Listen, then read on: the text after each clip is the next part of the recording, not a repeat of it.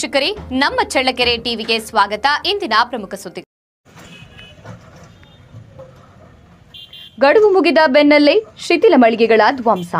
ನಗರಸಭೆ ಆಪರೇಷನ್ಗೆ ಭಾರಿ ಪೊಲೀಸ್ ಭದ್ರತೆ. ಚಳ್ಳಕೆರೆ ನಗರದ ಹೃದಯ ಭಾಗವಾದ ನೆಹರು ವೃತ್ತ ಸುತ್ತಮುತ್ತ ಮಂಗಳವಾರ ಮುಂಜಾನೆ ಅಕ್ಷರಂ ಜೆಸಿಬಿಗಳ ಗರ್ಜನೆ ನಡುಗಿತು.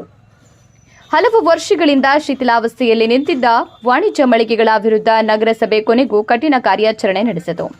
ಗಡುವು ನೀಡಿದ್ರೂ ತೆರವಾಗದ ಮಳಿಗೆಗಳನ್ನು ನಗರಸಭೆ ಜೆಸಿಬಿಗಳ ಮೂಲಕ ನೆಲಸಮಗೊಳಿಸಿತು.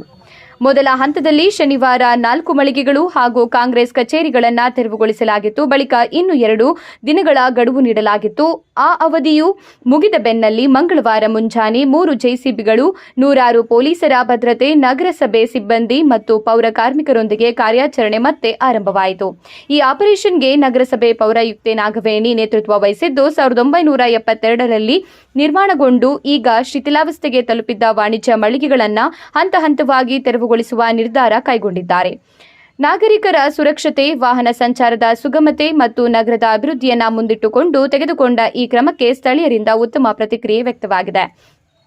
ಇನ್ನೊಂದೆಡೆ ಈ ತೆರವು ಕಾರ್ಯಾಚರಣೆ ರಾಜಕೀಯ ಬಣ್ಣವೂ ಪಡೆದುಕೊಂಡಿತ್ತು. ಜೆಸಿಬಿ ತಂದ ಬೆನ್ನಲ್ಲೇ ಬಿಜೆಪಿ ಕಾಂಗ್ರೆಸ್ ಮುಖಂಡರ ವಾಕ್ಸಮರ ನಡೆಯಿತು. ಕಾನೂನು ಪ್ರಕ್ರಿಯೆ ಮತ್ತು ನೋಟಿಸ್ಗಳ ಮೂಲಕ ವರ್ತಕರನ್ನ ಮನವೊಲಿಸಿ ಕೆಲವರು ಸ್ವಯಂ ಪ್ರೇರಿತವಾಗಿ ಮಳಿಗೆ ತೆರವುಗೊಳಿಸಿದರೆ ಉಳಿದೆಡೆ ಜೆಸಿಬಿ ಕಾರ್ಯಾಚರಣೆ ನಡೆಸಲಾಯಿತು. ಸ್ಥಳೀಯರ ಅಭಿಪ್ರಾಯದಲ್ಲಿ ಇದು ಕೇವಲ ಮಳಿಗೆ ತೆರವು ಕಾರ್ಯಾಚರಣೆ ಅಲ್ಲ, ಚಳ್ಳಕೆರೆ ನಗರದ ಭವಿಷ್ಯದ ರೂಪುರೇಷ ಬದಲಿಸುವ ಆರಂಭ.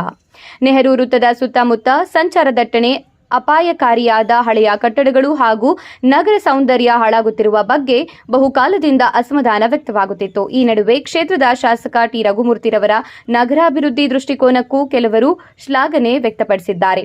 ಕೆಎಸ್ಆರ್ಟಿಸಿ ಬಸ್ ನಿಲ್ದಾಣ ಸೇರಿದಂತೆ ಹಲವು ಮೂಲಸೌಕರ್ಯ ಯೋಜನೆಗಳ ನಂತರ ಈಗ ನೆಹರು ವೃತ್ತ ಶಿಥಿಲ ಮಳಿಗೆಗಳ ತೆರವು ಕೂಡ ಚಳ್ಳಕೆರೆಯ ನಗರಾಭಿವೃದ್ಧಿಯ ಹೊಸ ಅಧ್ಯಾಯ ಎಂದು ಹೇಳಲಾಗುತ್ತದೆ.